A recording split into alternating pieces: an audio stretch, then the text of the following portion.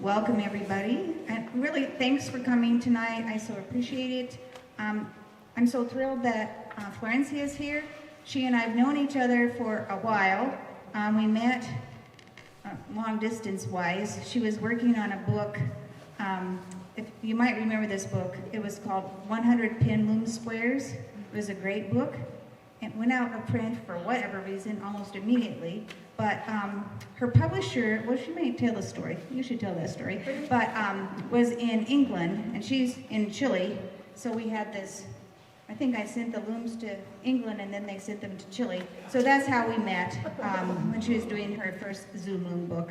And then we just kept up a correspondence, and then it happened that she could come here and give this program, have a show of her latest works from her book. So I'm very pleased that she's here. I'm so glad to welcome Florencia Campos Correa. Perfect.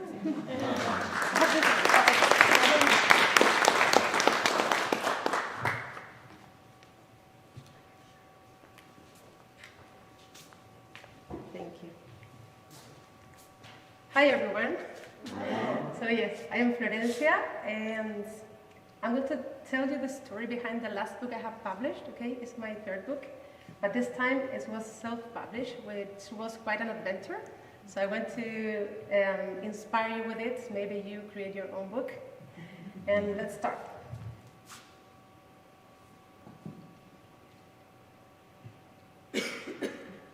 Okay, the beginning. So I come from a very narrow and very long land from the end of the world, which is Chile. And it is special, not only because of my country, but because as it is quite long, we have such a variety of climates, cultures, and things involved, also colors, textures. At the northern part, we have desert, the driest desert in the world, which is the Atacama Desert. And there we have mining, we export copper and all those stuff. We have observatories, because it's quite dark at night. Then at the middle, I don't know, here, you would have, sorry? Over here. Well, it doesn't matter. You would have the valleys, you know, more vegetation. We make wine, well, we make grapes and then we make wine. Maybe you have tried the Chilean wine. And then at the south is the wild, and you have beautiful goods, and you have amazing places to go, like lakes, and it's really the end of the world. So it's fantastic that for that reason. So, well, you might be wondering, wait, is it a tourist presentation? Not really, but, well, this is a starting point of the book I created, so that is why. So, this is the place where I was raised. I was raised just a block from the beach. It is called La Herradura, and it's in the northern part of Chile. And we are a family of a lot of sisters and brothers. We are 7. And in order to make our vacations cheap, my parents built a motorhome, okay, over a truck. So when I was very young, I started traveling along Chile with sisters, cousins, parents, of course. You know, this is the northern part that is salt, you know, we have salt lagoons, and there is the southern part, the contrast, right? And that gave me a better picture, a closer picture of what is of the stories behind each place, each corner of the place where I was born. Difficult to manage. So, okay, it's the same, but the southern part. So, that is a turn point, okay? Okay, so coming back to these days and the book project. So, as Jane was saying,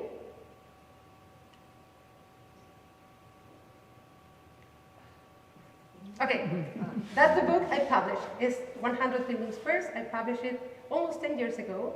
I was working as a designer in a retail company, and one day I was contacted by an editor in the UK, and I was creating finished items and selling them through Etsy, you know? But it was random thing I was doing. And she said, oh, we want to make a book with you. I thought it was a joke, so I didn't really answer to the email, but finally we made the book. And the amazing thing is that we have to search a lot because they wanted to make a book with weaving but didn't know much about weaving. They knew that there was a gigantic world of pin looms, different shapes, different sizes. And suddenly they present me the Zoom loom, which is from Spindle, right? And I get to know Jane, as she told you. And well, I started making that book, and of course, then they sold the project to different languages, which was great because I could be around the world with no much effort, okay? And it was amazing. I wanted to publish more. So I started sending them and the other publishers my book projects. But they didn't answer. They didn't want my books, more books, I mean. But the experience was great, and the idea of, I don't know, telling different stories behind these pattern books or project books was something I wanted to make. So I said, why not making it on my own, okay? And I dig a little deeper, and I didn't know about self-publishing, but I discovered it and knew these platforms where you can't print on demand, so I didn't have to invest too much. I just have to produce the patterns or the working, which I was doing already.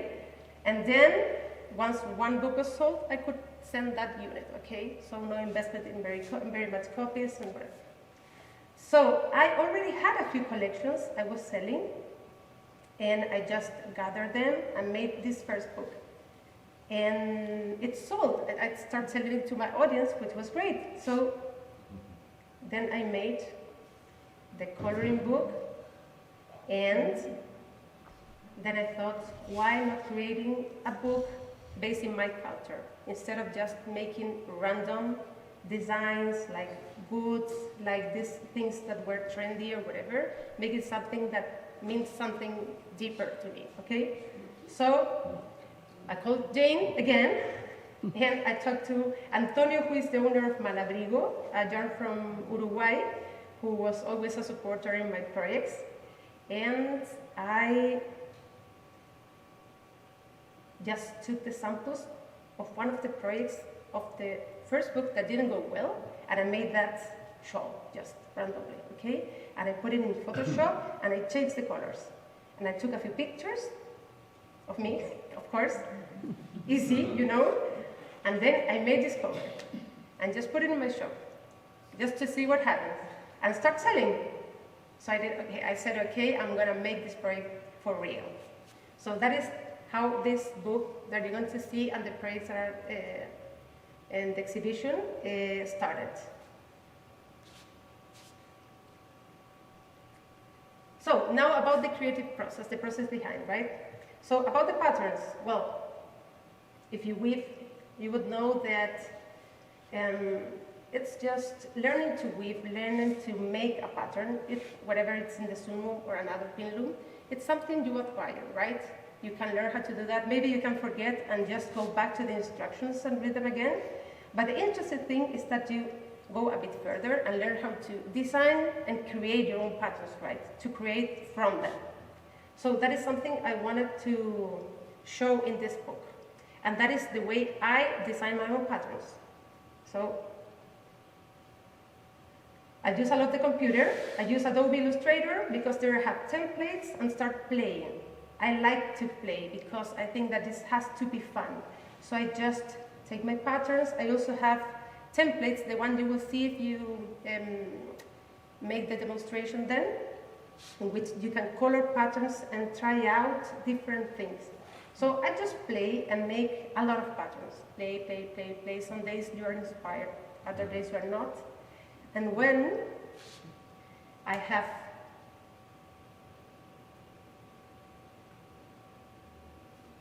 not listening to me, here. Then I try them, see how they work, the reflections between each other, because in this case, for example, you have one pattern, but then you turn it as a reflection of the other, as a mirror of the other, then you have something interesting. It's like mountains, right? Going up and down. So I play with them, and then when I have the full collection, think sorry, this is the previous. When I have the full collection, I decide the colors I'm going to choose. In this case, of course, I chosen the colors of the place where I was raised, La Herradura I was telling you about. So you have the sea, you have the sand, which is very desertic, and similar colors. So I decided to make the pattern collection in those shades. And then comes the interesting part, because when I have the full collection, which is quite balanced, you know, you have very simple designs like the square there, and you have more complex ones. Then I take a look at them and see what they look like, because it's a very restricted technique. It's not like painting on a canvas that you say, okay, I paint and well, this is a sea, this is, I don't know, like a landscape. In this case, you try to, for example, make a landscape on a pattern and it turns out differently because it's restricted.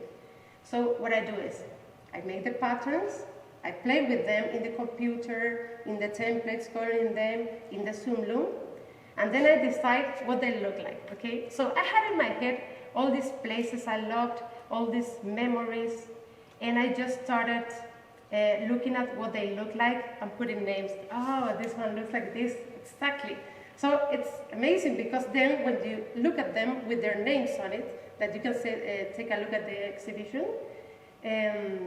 they match like they were designed, like they were meant to be, right? So for example,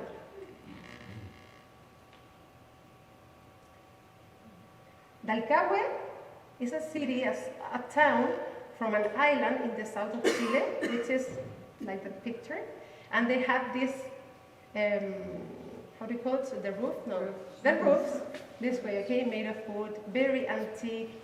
It's like I don't know, iconic thing that everyone knows it by that roof. So as I take a look, I saw it and say, well, that's Dalcahue, of course, or that's Chiloé, which is the island, and I put the name of one of the little towns inside that island. Then you have Valle de la Luna, which is a place in the Atacama Desert in the northern part of Chile, which has this special kind of mountains which are like triangles. And of course I saw that pattern and say, well, that is Valle de la Luna, of course. And so on with the other patterns.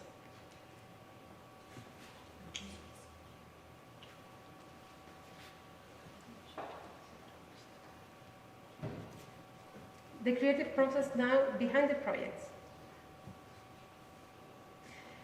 So something I learned from the first book is that when the editor was choosing the projects, different projects that were going to be in the book, she sent me a list. She said, we need to have a sweater, we need to have, etc., and we need to have 2 trendy objects. And I said, okay, well, I'm Chilean, you're in the UK, what are trendy there? And I said, well, maybe dogs, I don't know, a cake dog, that's great, okay. And I think the other one, she thought about it. Maybe it was an iPad sleeve or something like that. But, so, as I remember that, I said, I have to listen to my audience and see what they like. I cannot just go with what I think. And I remember that when I used to make finished items, like these ones, the ones I used to make a few years ago, I was always struggling with the sizes, you know, because I had the finished items and made custom designs also, but they sometimes didn't fit in different places of the body, you know, or they just have different sizes. So I thought, well, I would like to make tops because they are always asking about top designs, but one size, like oversized items, so anyone can use them. And this is the way I work, especially with the Loom, in which you have 4 by 4 inches squares and nothing else. Well, I have these fabric pieces cut in the same size and with a fabric with the same flexibility, which is very important because it's more rigid, it won't work the same way, or it's more flexible. And I cut a lot of them, and then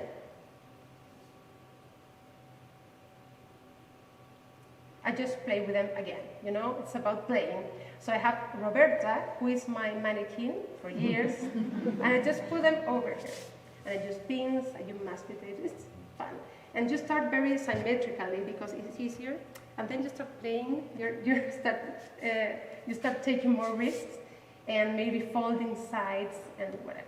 So that is a first technique I use to create the designs. This is an example from the first book. That is the finished design to the right. And this is what I make when I don't have a mannequin. I just wrap a sweater I like, or a bag you have. In this case, I wanted to make top garments. But maybe if you want to make a bag, you just take any design, maybe a fun one, and you start wrapping it with different squares. And it's fantastic because sometimes the design is very complex. You then get to accomplish that design, but you get a more creative one, which is great. Okay, so you have the 3 steps there.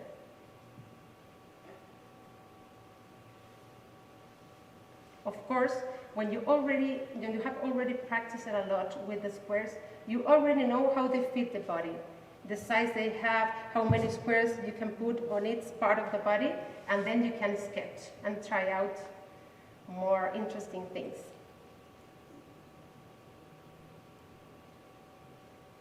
So now about those designs, those top designs, I didn't think of a garment because I wanted to make like design for different women, you know, for this lady, women I could recall.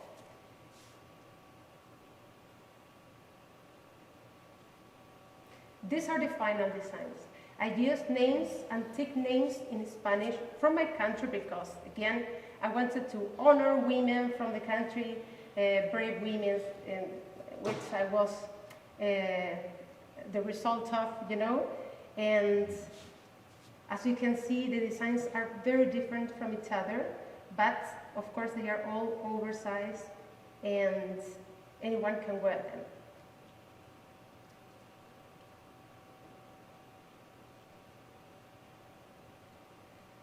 So, few details. As the pattern was showing you, if you take a look, it's a very tiny detail, a slight detail that it has. You keep reflecting it and then you change the colors and you have these interesting stripes. Looks like a, I don't know, like a Navajo or like a folk poncho, right? Interesting with the knots and that detail. Then you have Pedronilla, which is, well, that is something very interesting. I love using variegated yarn because you don't have to make much effort. You just have to choose the correct variegated, the one that has a great combination, and the work is done. Okay, you don't have to combine more color yarns. In this case, the variegated yarn is in decayed yarn, very soft. So I had to give more structure to the edges. And in that case, I use a more thicker pattern, the one you see below, to have it in order that it is more firm and it doesn't fall easily. But I needed the other part to be more flexible, the back, the sleeves.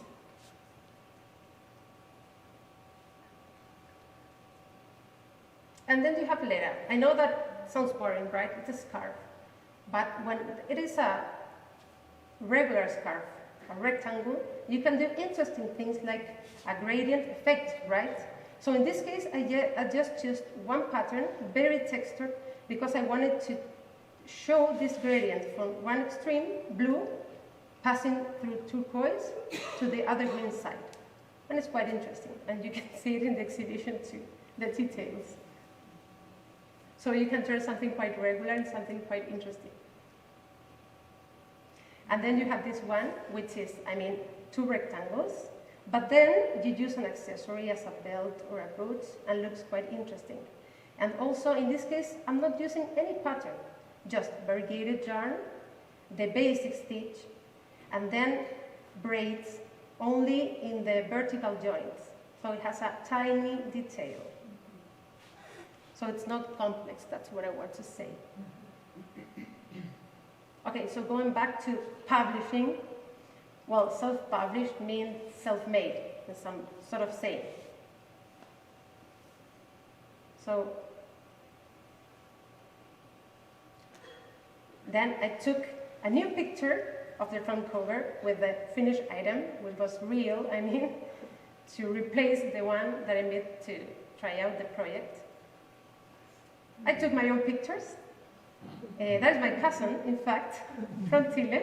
And there is a special place which has a colonial looking, in Santiago, a place very beautiful. And as I'm a designer, I did all the work of the patterns. I mean, I had written it, the details. And I have an amazing team of weavers. I have one which is Gisela, and she has her own people who work with her, and she made all the great job, like making all the pieces for the garments. I mean, as you can see, they have a lot of squares, like 100 maybe or more, when you make something big like this. Think about a throw, You need help. It's the same, the squares I made for the leather design, and a few pictures of joining the pieces and using the yarn.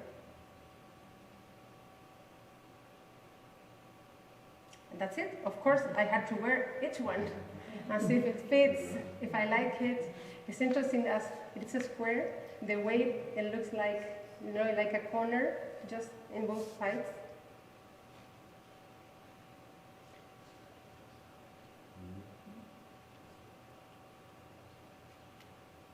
And now the book features. So that is the final front cover, the back cover. On, 4x4 inches, Spindle Weaving Project book, self-published, 35 pages, the format, with color, compounding. Well, compounding because I don't like the books that you have to put something over so you can read it, okay? I know it doesn't look too special, but I think it has to be practical, especially if you use it and you don't have like a decoration. And printed on demand in the US, so I could avoid sending them from Chile, which is like uncertainly wins me, and in English. The book content, about spindle weavings, materials, and something what is very important, which is pros and cons, something that I learned from the last book. I didn't have much experience, but then I learned a lot and can say what's important when you're thinking about a project made with this technique. How you can build your own pin loom, how to weave the different ways, and how to join the loom pieces. There are several ways. Then again, the templates are shown, and the 20-stitch patterns, how you can combine colored yarns, easy ways if you struggle with that. And finally, the creative part I like is how to create your own woven projects.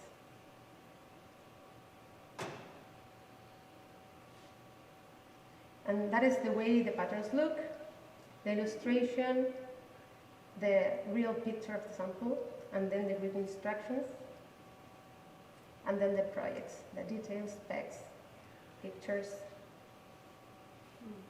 So, the invitation is to, I hope you feel inspired, I hope you can, I don't know if you create your own book, but when someone says no, and you really want to make something, you should go for it.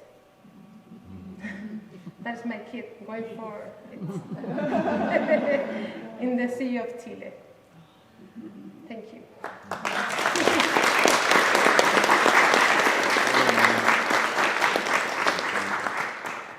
Any questions? Yes. Before you started with pin looms, were you a weaver? Labor? Weaver. Did you do other weaving? Well, I started with continuous strand weaving like 15 years ago. It's a big story, but my mom went to Argentina, which is next to Chile, and she came back. She came from a trip and said, "Oh, I saw a lady doing this triangle with nails. It's amazing. Can you make some?" Well, I don't know, Mom, but you can try. And she told my dad, "Please build this." And she showed me how I could weave on it, and I said, oh, but it's interesting, maybe we can make a square. Of course, it existed or not, you know, but I didn't know. And I made the squares, and then, wow, I can make a lot of squares and join them. I started making garments, like one of the ones you saw, and then I made a rectangle to make a scarf, and I joined the squares, and then I realized that I could make a full rectangle without the divisions of the squares, and all those details. And that's it. I started the shop just to see what happens. I started selling. I could do these custom orders. And then the book thing appeared. I mean, the editor. And then I made my brand and start dedicating full time to it. A whole life, almost. Yes. Do you like working with linen or cotton? Do you have a special fiber that you like? I like wool. Yes, the flexibility, the touch. I use all of them and try out yarns because they're, for example, right now I'm creating a calendar with weaving projects for each month for next year. And in that case, it's cotton, you know, and very thin, which is not the ideal yarn. It's not the same thickness that is required, decay or worsted. It's very thin. So you have to use several strengths. But the result is amazing. It's more fine, more delicate, more... I don't know. So you should never stop exploring yarns, even though you have your favorites. Anyone else? Any husband? Any question? Well, thank you so much, Florencia. Okay. So, yes.